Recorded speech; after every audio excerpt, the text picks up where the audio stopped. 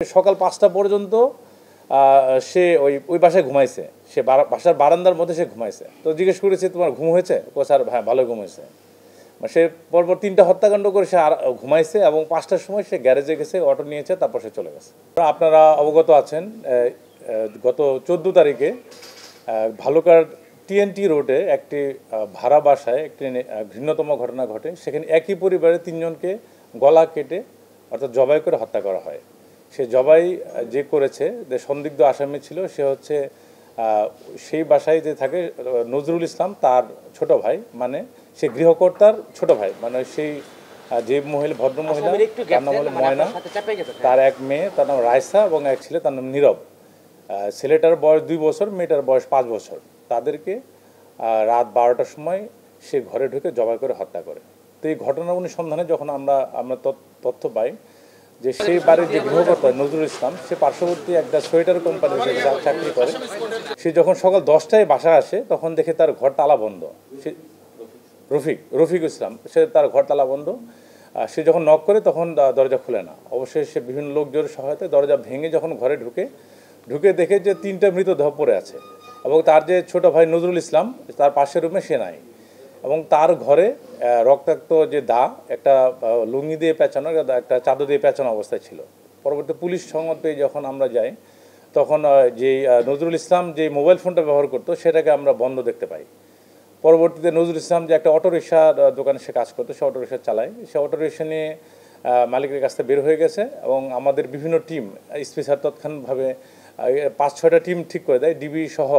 এখানে আমাদের ভালুকা থানা পুলিশের ৫-৬টা টিম কাজ করে। আমাদের গফরগাঁ সার্কেলের এডিশনাল এসপি পুরো সময় ঘটনার সাথে সে টিমের সাথে ছিল, অফিসার ইনচার্জ ছিলেন, এবং আমরা দিনভর তাকে খুঁজতে থাকি। নেত্রকোনা তার নানা বাড়ি, সেখানে তার আমরা ফোনালাপের তথ্য পাই। সে বিভিন্ন সময় বিভিন্ন জন পথচারীর কাছ থেকে ফোন করছিল যে পুলিশ আসলে কত দূর পর্যন্ত পৌঁছাইছে। তো শেষ পর্যন্ত আমরা যখন তাকে ট্রেস আউট করি, তখন সে গাজীপুরে একটা এলাকায় ছিল। তারপর থেকে আর তার কোনো ট্রেস পাওয়া যাচ্ছিল না।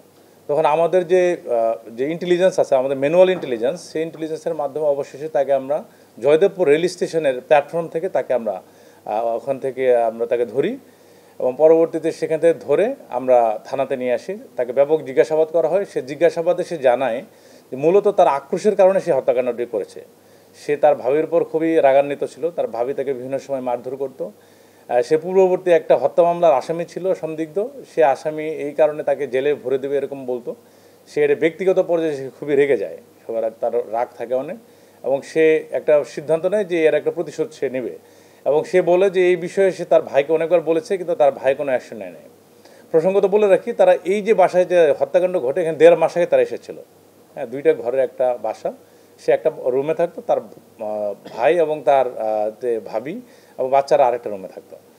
যখন অবশেষে দুপুর 12টার সময় সে তার সাথে ঝগড়া করে, তার ভাবির সাথে। তার ভাবি তাকে খেতে দেয় না, মারধর করে। সে রাত 12টার সময় সে নিয়ে রেডি হয়। রাতে 1টার সময় ওরা যখন গভীর ঘুমে অচেতন ছিল, তখন সে তাদেরকে গলা কেটে একটার পর একটা গলা কেটে হত্যা করে। প্রথমে সে ভাবি ময়নাকে হত্যা করে, তারপর তার ভাতিজি উঠে গেলে ওদেরকে মুখ চেপে ধরে হত্যা করে তাদেরকে শোয়ে রাখে। এটা সে তার বলে। যখন তাকে জিজ্ঞাসাবাদ করা হয়, আপনি এটা কেন করেছেন, সে বলছে রাগের কারণে করেছে, এছাড়া অন্য কোনো উদ্দেশ্য ছিল না। তাকে মৃতদেহদের সাথে সে অন্য কোনো খারাপ কাজ করেছে কিনা এই বিষয়ে আমরা জিজ্ঞাসাবাদ করি, কিন্তু অন্য কোনো তথ্য পাওয়া যায়নি। শুধুমাত্র হত্যাকাণ্ডের বিষয়টি আমাদের কাছে প্রমাণিত হয়েছে। এবং তার যে পাস্ট হিস্ট্রি আমরা অ্যানালাইসিস করে দেখি, তার একটা মানসিক, সে সাইকো টাইপের একটা মানুষ। যে তার মা যখন মারা যায়, এর 4 দিনের পরে থেকেই সে বিভিন্ন প্ল্যাটফর্মে সে ঘোরাফেরা করে, নিজের মতো একটা ফ্রি লাইফ একটা লিড করে। যে এটা তার কোনোই নাই, মানে নিজের প্রতি কোনো কন্ট্রোল ছিল না। এবং এর আগে সে বিভিন্ন সময় বিভিন্ন অপরাধ করেছে, যেগুলো রিপোর্টেড কেস না, এবং সে খুবই কথা কম বলে।